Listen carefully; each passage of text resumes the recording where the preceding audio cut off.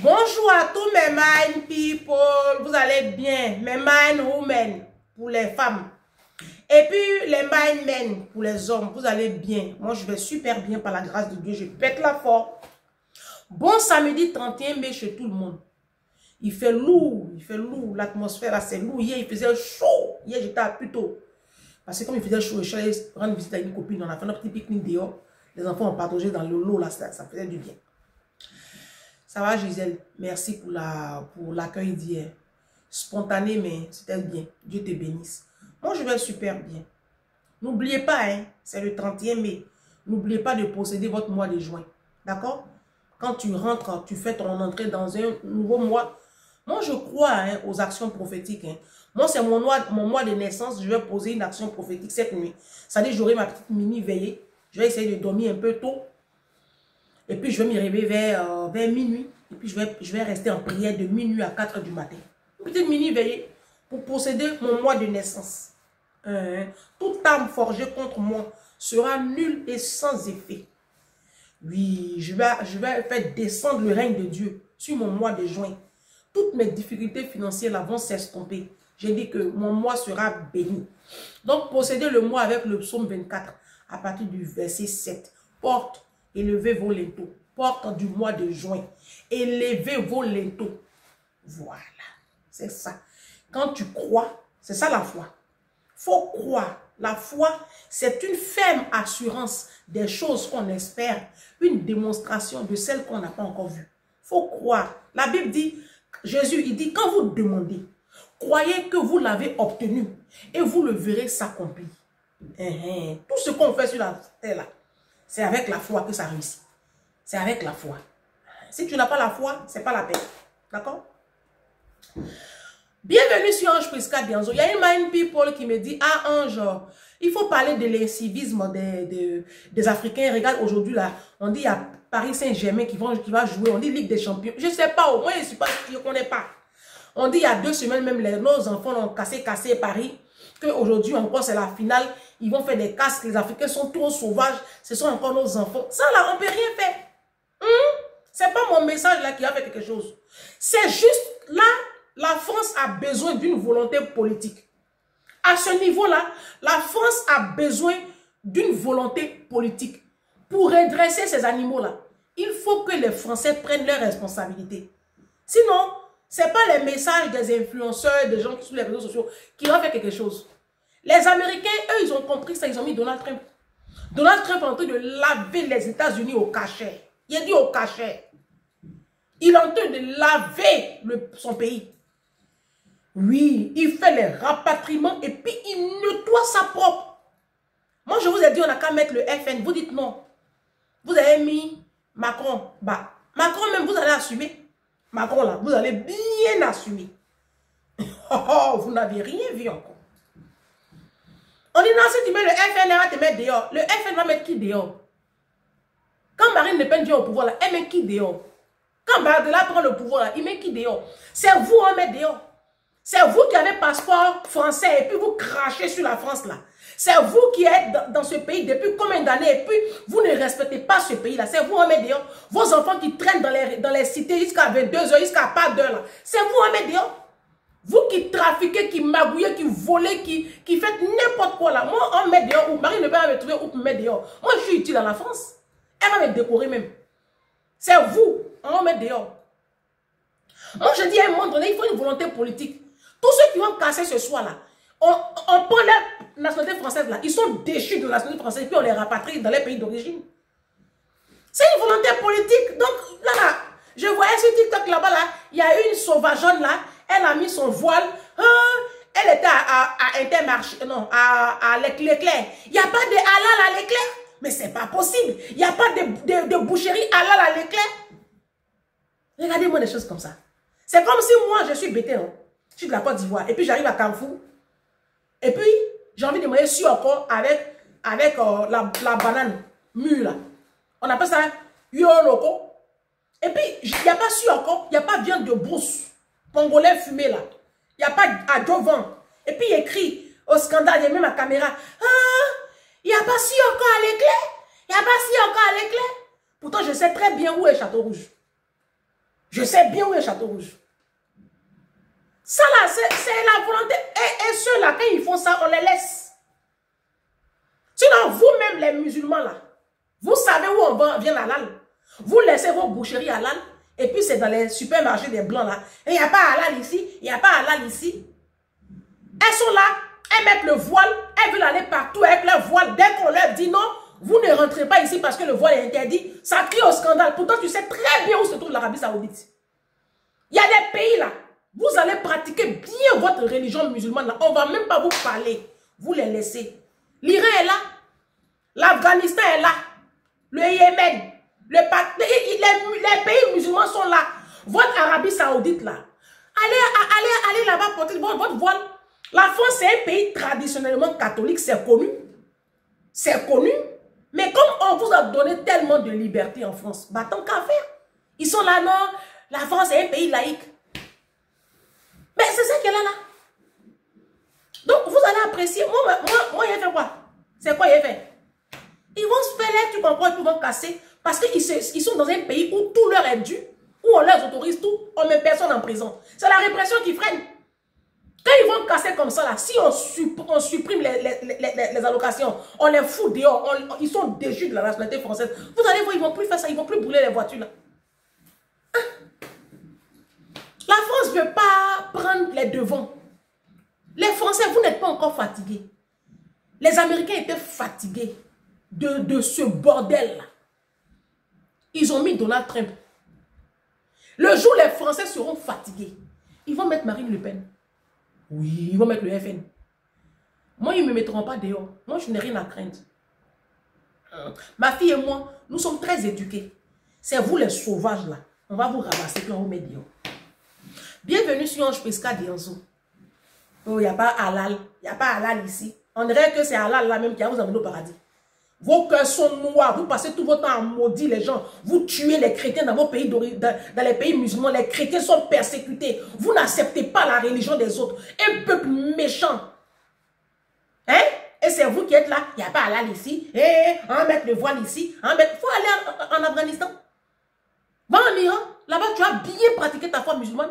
Sans problème. Vous venez dans le pays des gens, vous voulez imposer forcément votre religion. Pourtant, vous savez très bien votre religion, l'origine, là, vous savez où c'est. Allez là-bas. Ce n'est pas vous, c'est les Français.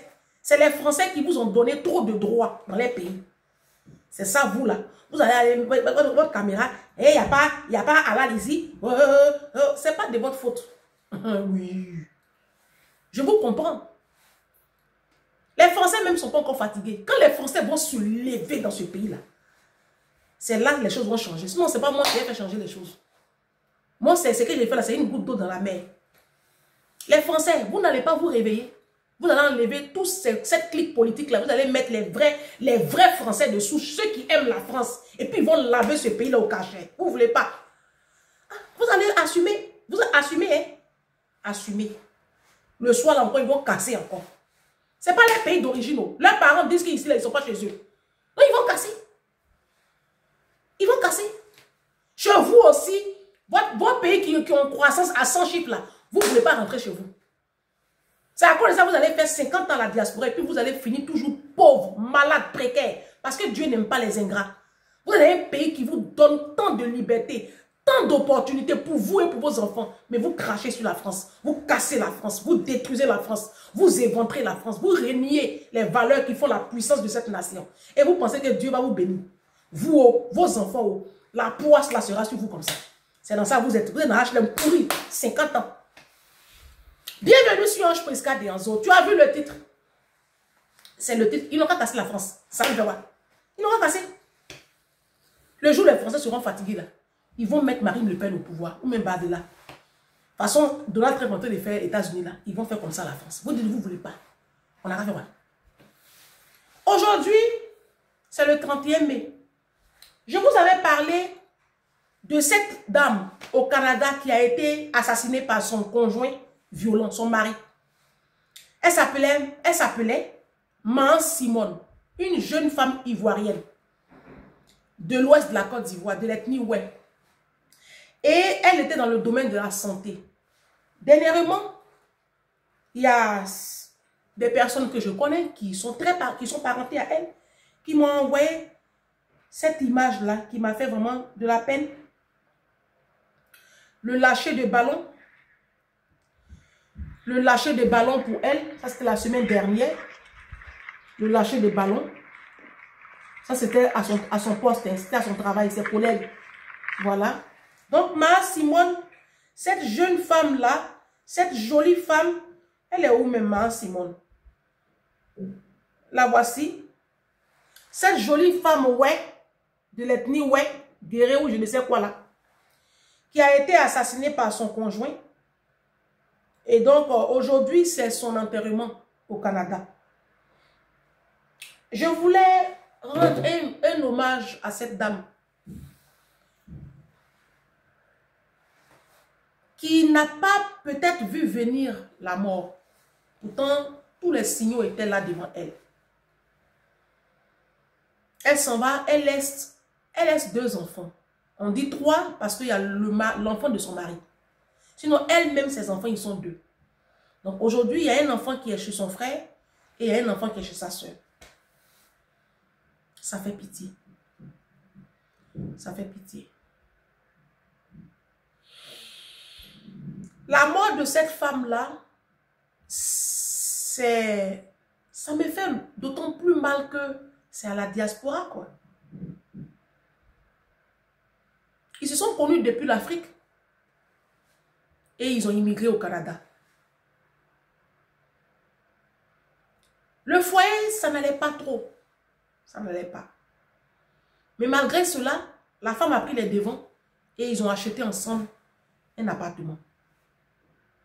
Croyant que c'est peut-être ça qui va gérer la situation, mais non. Donc quand ça commençait à devenir intenable, bien avant ça, j'ai une de mes sœurs qui la connaît. Je dirais ça comme ça, je m'arrête comme ça, je ne vais pas plus loin. Elle dit un jour, parce que cette sœur-là, l'une de mes sœurs-là, qui la connaît, voilà, ils se connaissent très bien. Elle a déjà subi 2 divorces. 2 enfants de chaque union. Et à chaque fois que son deuxième divorce, sa communauté a commencé à se moquer d'elle. Même sa propre mère qui vit ici à Paris a commencé à se moquer d'elle. Que tu ne vois pas Maa Simone, tu ne vois pas telle femme, tu ne vois pas Julie, tu ne vois pas Patricia. Elle est dans son foyer. Ça fait 15 ans, elles sont mariées. Ça fait 20 ans, elles sont mariées. Toi, dès qu'il y a une petite difficulté, tu quittes le bateau. Tu quittes le... Ça fait ton deuxième divorce. Cette sœur-là, aujourd'hui, sa maman lui donne raison. Ah, ma fille, tu as bien fait de quitter tes mariages là. Parce que vraiment, peut-être que tu allais finir comme ça. Et cette sœur-là, quand sa maman était en train de la culpabiliser comme ça, elle va souvent sur le WhatsApp de Maa Simone. Et puis elle voit Maa Simone et ses 3 enfants avec son mari. Ils sont souvent dans la voiture, ils ont fait un petit voyage. Et puis, elle commence à culpabiliser. Elle dit, ah, regarde ma soeur, elle a son foyer, tout va bien. Tout va bien dans son foyer. Et moi, chaque fois, je divorce. C'était une farce. Les réseaux sociaux, vous voyez là. Vos amis et connaissances qui postent leur prétendue union sur les réseaux sociaux là, c'est pas vrai. Ne croyez pas ce que les gens vous font croire. Parce que moi, ma soeur là, les gens se sont moqués d'elle, de sa séparation. Et souvent, c'est ce qui fait que les femmes restent dans les foyers à cause de la moquerie des Africains. Les Africains aiment beaucoup se moquer. Ça veut dire que tu vas te marier tout de suite là. Si l'année qui suit, tu demandes le divorce, tout le monde va se moquer de toi. Tout le monde va se moquer de toi. Ah, mariage où tu as dépensé comme ça là. Donc c'est pour divorcer 1 an après. Donc à cause du regard de la société, à cause des moqueries, à cause des jugements de la famille, des proches, des copines, souvent elles sont dedans et puis elles souffrent. Vous voyez les mariages, vous voyez là. Les mariages, vous voyez là, les gens vous font croire que c'est tout rose. Je vais prendre l'exemple vite fait du couple Macron. Et je ferai une vidéo là-dessus. La vidéo, elle sera en 2 temps. On parlera de la façade des mariages et puis on parlera des hommes battus dans les foyers. Regardez l'histoire du couple Macron. Vous avez vu tous la vidéo où sa femme, elle ne l'a pas giflé. Hein. Elle a fait comme ça sur son visage. Ça, c'est un acte de domination.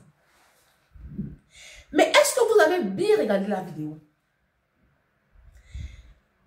Dès que lui, en fait, ils n'ont pas su qu'on était en train d'ouvrir l'avion. Ils n'ont pas su. Eux, ils sont dans les palabres là-bas, quotidiennes, certainement.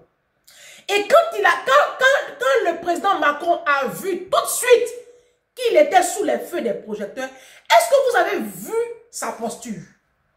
Tout de suite, il a commencé à sourire. Comme si de rien n'était. Voici l'image des mariages. Les mariages, vous voyez là, 98%, c'est la souffrance. Maintenant, aux yeux du monde, aux yeux des copines, du voisinage, des parents, tout va bien. Tu vas aller voir ta copine. Comme tu es célibataire, elle va te montrer qu'elle est bien avec un couple. Hein. C'est là maintenant, elle va appeler son chéri bébé.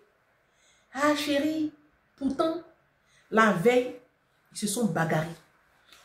Celui qu'elle appelle bébé là, ça fait au moins 1 mois, 2 mois, ils n'ont plus d'intimité ensemble. Souvent même, ils font chambre séparée. Mais personne n'est au courant. C'est ce que le couple Macron nous a montré. Tu les vois en couple, se tenir dans les bras. Oh, hey, il est aimé, sa femme l'aime. Mais quand tu vois... Moi, j'ai regardé le film 50 nuances de Grey. La saga 50 nuances de Grey. Quand j'étais encore dans le monde. D'accord? Parce qu'il y a une abonnée qui a dit sur les réseaux sociaux. Ah, toi, tu es chrétienne, tu regardes film comme ça. Ce film-là, je l'ai regardé en 2000. C'était en 2000 quoi? En 2015. La saga des 50 nuances de Grey, là. 2014, 2015. Je n'avais pas encore donné ma vie à Jésus. Et j'avais acheté j'ai acheté 4 livres. Et j'avais tous les DVD. J'ai déjà raconté une histoire sur ce film-là. Quand j'ai donné ma vie à Jésus, j'avais jeté les livres. Mais je n'avais pas encore jeté les DVD. Et je continuais à avoir des couches de nuit, des esprits qui venaient m'oppresser la nuit. Et je me suis réveillée une fois la nuit. Je dis, Seigneur, comment tu peux permettre ça? Il dit, mais tu as des choses qui ne glorifient pas mon nom encore chez toi. Et c'est là que l'esprit m'envoie. Je venais d'aménager, il y a des cartons que je n'avais pas encore ouverts. Et je me rends compte que les fils étaient dans un carton. J'ai pris, j'ai mis à la poubelle. Donc ce film-là, je l'ai regardé. Et je me rappelle de chaque séquence de ce film. Dans le film 50 nuances de Grey, il y a la femme, la dominatrice là, qui a fait perdre la virginité à l'acteur principal Christian. D'accord? Moi, c'est comme ça que je vois le couple Macron. C'est comme ça que j'ai toujours vu le couple Macron. Donc moi, cette image-là ne m'a pas choqué tant que ça. Moi, je sais, je suis une personne assez spéciale quand même. Moi, tu peux me faire croire que tout va bien dans ton couple. Je sais que ça ne va pas. Si je ne dis rien, c'est parce que ce n'est pas encore le moment que je ne dise rien. Moi, je sais reconnaître les couples heureux. Et je sais reconnaître les couples qui feignent, qui font semblant. Et la femme, en général, les couples, l'humain aime faire semblant. C'est pour cela que la plupart du temps, quand on apprend que telle personne est décédée sous les coups de son compagnon, on est choqué. Ah, mais le monsieur là, quand Maman Simone est décédée, mais le monsieur là, il parle pas. Mais le monsieur là, il parle pas. Il parle pas. Mais non, c'est couverture. La femme de Macron là, c'est une dominatrice. Ça se voit pas. Depuis que le jeune homme, le président a 15 ans, c'est elle qui lui a montré le sexe. Regardez comment psychologiquement elle a travaillé l'enfant. Vous les Français, vous pensez que vous êtes dirigé par qui? Vous êtes dirigé par Brigitte Macron. Vous n'êtes pas dirigé par Emmanuel Macron. Ben non, lui c'est un pantin. Tu sens que le chef de l'État est sous sa domination. Sinon, de vous à moi, il y a quoi? Il gagne quoi dans ça là? Ça c'est quoi? Elle a travaillé psychologiquement depuis l'âge de 15 ans, elle est avec lui. Depuis lui, il a 15 ans. C'est normal qu'elle le pousse comme ça sur le visage. C'est même pas une gifle. On n'a pas vu une gifle, on a vu une main comme ça. C'est de la domination. Et c'est ça les couples vivent. Mais dès qu'il s'est rendu compte que le monde entier le regardait, il s'est ajusté. Et puis il a commencé à sourire. C'est ce que Maman Simone faisait. Pour ne pas qu'elle soit moquée. Maintenant, après, quand le problème a commencé à aller très loin, elle ne pouvait plus se voiler la face. Elle a décidé de le quitter. Écoutez bien là, maintenant ce qui va se passer. Parce que je veux que tu écoutes la partie là. Quand elle décide de le quitter, son frère qui est au Canada, il voit aussi la situation. C'est un homme. Il dit, Simone, vous êtes sous le même toit, c'est un peu dangereux, viens chez moi. Parce que pour vous qui êtes en Afrique, sachez une chose, ici à la diaspora, les hommes sont rien sans les femmes. Ils font la grande gueule, vous les voyez, ils gueulent là. Sur les réseaux sociaux, ils gueulent. Mais quand la femme dit, je ne veux plus de cette union, ils paniquent.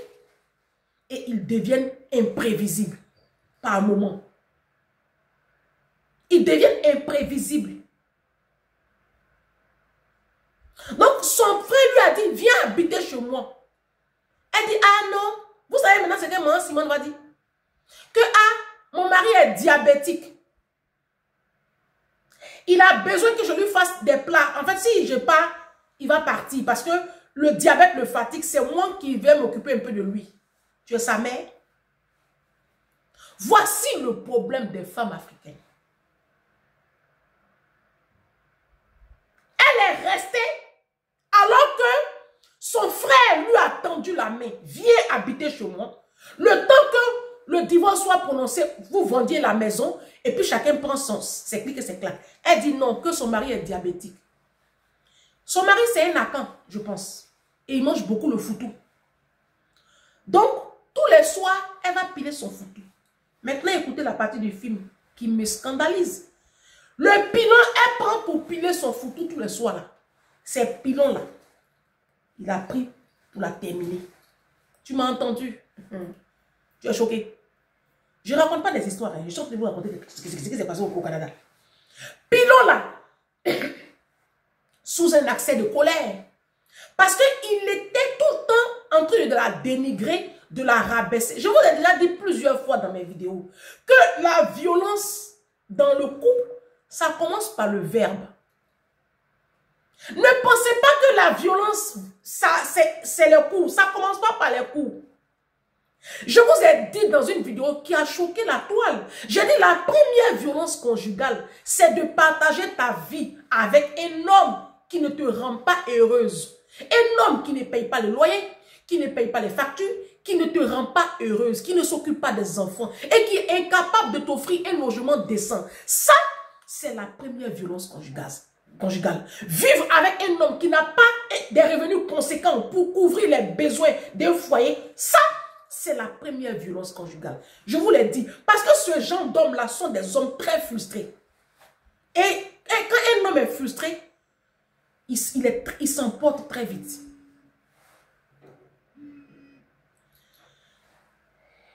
Il s'emporte très vite. Alors, maman, elle est arrivée, je finis ma vidéo, je te rappelle, s'il te plaît. C'est la première violence conjugale. Et puis après, on a maintenant le verbe. On a le verbe.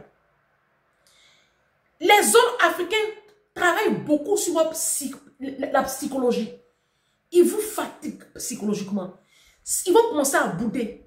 Ils passent tout le temps à bouder et à te faire culpabiliser. D'accord? Et donc, tu rentres dans une posture de maman. Et tu commences maintenant à materner. En espérant que c'est en maternant que tu vas gagner son amour et toute son affection. Erreur monumentale. Tu n'es pas sa mère. Vous vous assignez des rôles qui n'est pas le vôtre. C'est ça qui vous tue dans les foyers. Mais Simone pouvait, elle n'aurait pas dû partir. Non. Laissant derrière elle 2 enfants, non. Mais à cause de la moquerie et du regard de la société, elle a retardé l'échéance. Il y a longtemps, elle devait partir.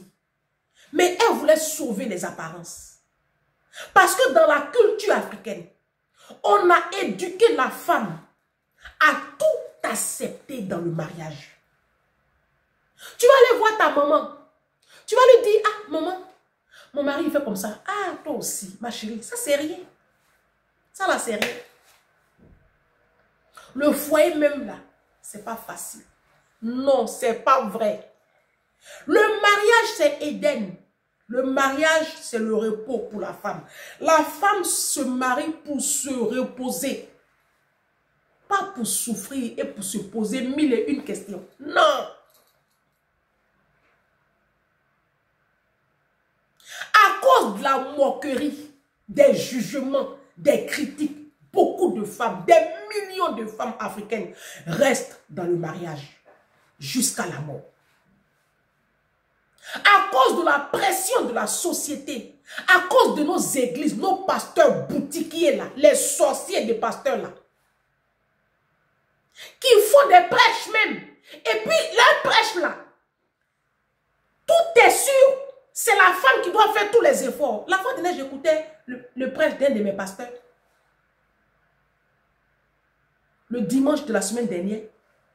Et au début du prêche, du premier culte, il était tous à faire de la femme. Non, la femme sage bâtit son foyer, c'est là. Et à aucun moment, il a parlé de l'implication de l'homme dans la réussite d'un mariage. C'est la femme qui doit faire tous les efforts. C'est elle qui doit savoir faire à manger. Elle doit pouvoir tomber enceinte. Malheur à elle si elle ne tombe pas enceinte. C'est la femme qui doit savoir tenir une maison. Elle doit savoir donner du plaisir à son mari, quel que soit son degré de fatigue. Elle doit offrir son corps à son mari parce qu'il y a un verset de la Bible qui dit tu ne dois pas refuser ton corps à ton mari. Mais ce n'est pas possible. Les pasteurs prennent la parole de Dieu et puis ils manipulent ça comme ça pour assujettir les femmes.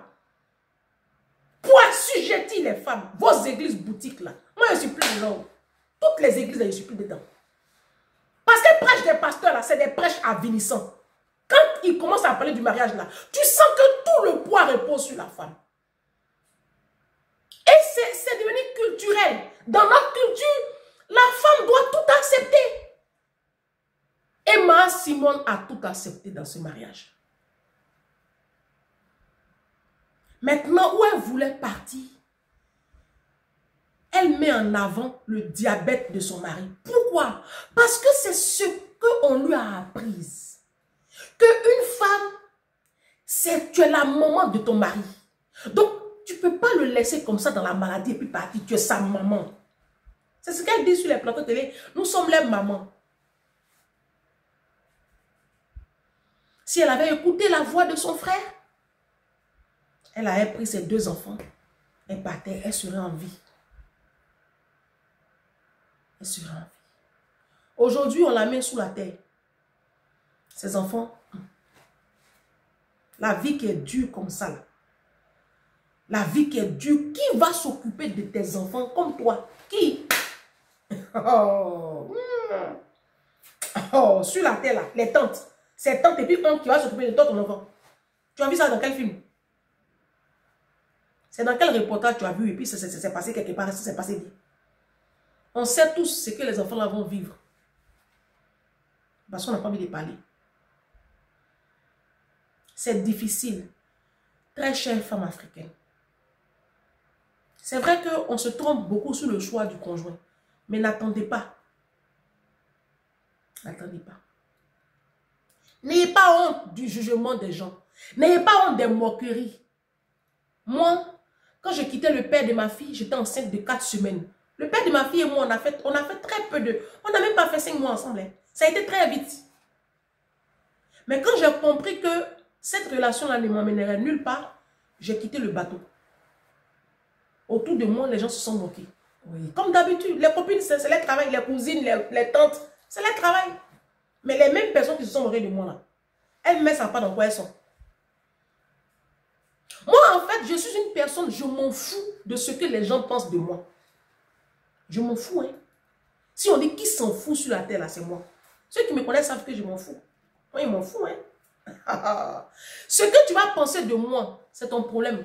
Moi, je suis ici en France, j'ai des parents en France. Et puis, j'ai coupé les poings à tout le monde. Et puis, ils m'en foutent de ce que les gens vont penser. Parce que je me protège, en fait. Moi, je suis comme ça, en fait. Je suis un électron libre. Je ne veux pas être sous pression de qui que ce soit et d'un quelconque système de pensée. Et c'est ce que je veux vous partager, mes soeurs. Soyez des électrons libres. Soyez libres d'esprit. Apprenez à vivre pour vous. Arrêtez de vivre par rapport au regard de la société. Parce que maman Simone est partie. Maintenant, ceux à qui elle voulait faire plaisir, là, ils sont où? Vous êtes là, quand il n'y a pas là, vous partez voir papa pasteur. Il y a les voir mon pasteur. Ton pasteur va te dire quoi? Lui-même, bordel qui est dans son foyer là. Tu connais? Il vous a parlé du couple Macron. Comment les gens aiment camoufler les choses. Quand vous voyez les couples des pasteurs là, vous pensez que tout est parfait. Erreur, gros texte. Les femmes des pasteurs qui m'ont appelé ici, c'est parce que ce n'est pas tous les noms qu'on peut dire ici. De quoi vous parlez? Les femmes des pasteurs sont les plus malheureuses. C'est ma page. Il n'y a pas une qui est heureuse. Tout ce qu'on voit là, c'est de... Oh, hey!